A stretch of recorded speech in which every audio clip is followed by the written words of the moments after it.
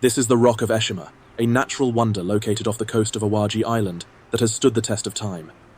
According to Japan's earliest written myths, the origin of Japan's archipelago is from the gods Izanagi and Izanami, who churned the sea with a heavenly spear and created the first island, which was called Onogoro.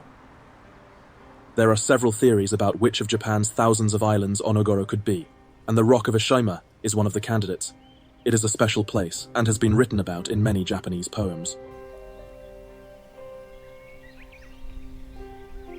Moving forward in time from the creation of Japan, we find ourselves in the Jomon period, named after a specific type of pottery that was made in that era. In the Jomon period, early hunter-gatherers established their homes in coastal settlements. Thatched huts like this once sheltered the Jomon people, and every woven mat, every hanging dried fish, tells a story of survival and ingenuity.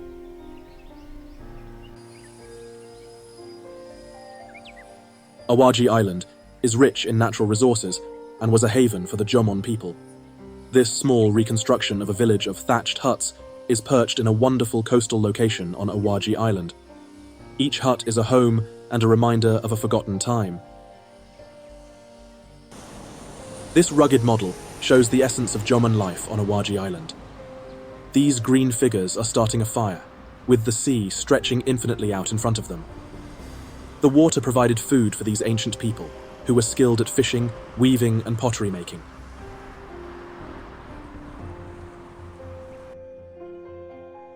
Let's go to Fukui Cave in Nagasaki on Kyushu Island. Welcome to Fukui Cave, a portal into the past.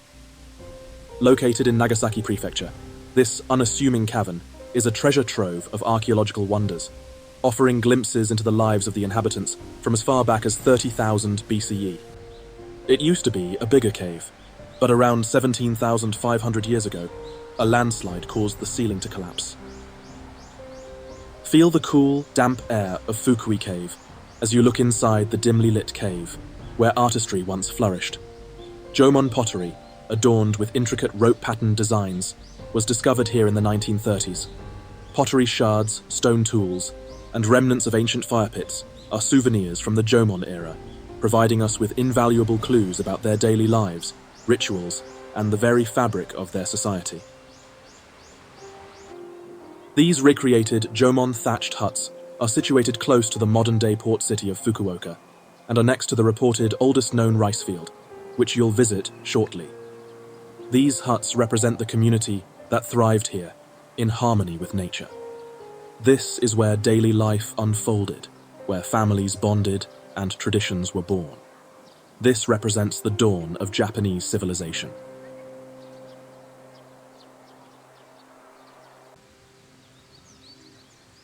The Yayoi period, which falls within the larger Jomon period, was a transformative era, marked by the advent of rice cultivation. Exactly when this started is a debated topic, with estimates ranging from the 10th to the 3rd centuries BC. What is undeniable, however, is how these rice terraces stand as a testament to human ingenuity, turning rugged landscapes into fertile havens.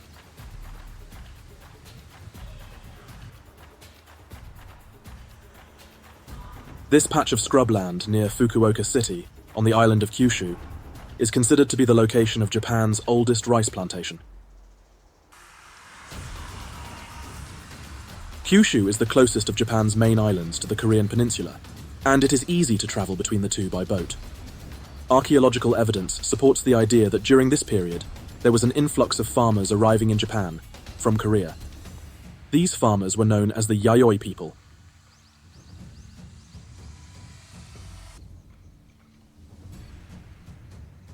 The Yayoi people competed and cooperated with the native Jomon hunter-gatherers.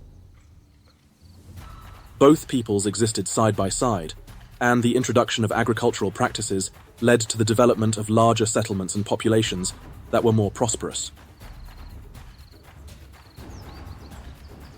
Tiered terraces are particularly useful for growing rice in hilly or mountainous regions, allowing for effective irrigation and maximizing arable land. Over time, these terraces became not only an agricultural necessity, but also a symbol of the harmonious relationship between humans and nature in Japanese culture.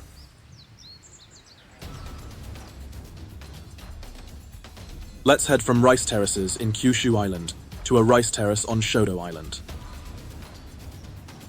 Rice production spread throughout Japan, including Shodo Island, where you can find these beautiful rice fields. The Yayoi period also saw the introduction of bronze and iron, used for tools and weapons.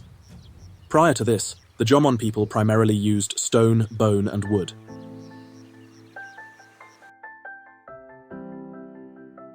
Let's head to the Yoshinobu rice terraces on Shikoku Island.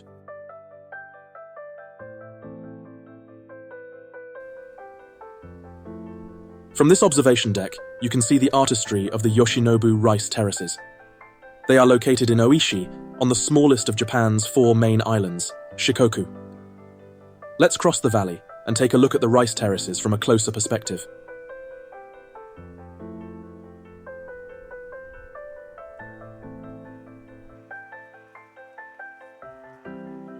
The rice variety, Tenku no Sato, is grown on these rice terraces, and it has won multiple gold medals in the National Rice Contest. The production volume is small, and if you're lucky, you can find it at the local roadside station. The roadside stations are great places to buy local regional produce all around the country.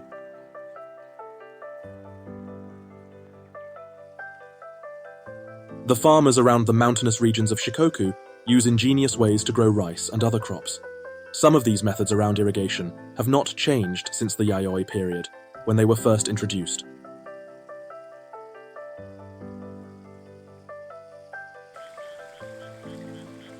As the Yayoi population increased, the society became more complex through land ownership and the storage of grain. People wove textiles, lived in permanent farming villages, and constructed buildings out of wood and stone.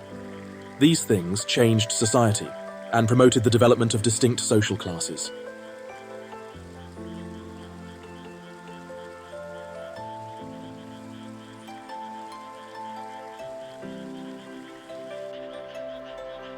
As night falls on these Shikoku rice terraces, let's wrap up our exploration of the first 30,000 years of Japan's history. You've learned about the hunter-gatherers, known as the Jomon, who lived simple lives, often sleeping in caves or close to the coast, where they could fish and hunt. Agriculture, particularly rice fields, was brought from Korea by the Yayoi people, which helped the population grow and formed the beginnings of Japanese culture. Join us next time as you continue your journey into Japan's past, exploring the Kofun period with its keyhole-shaped burial mounds and many more fascinating scenes.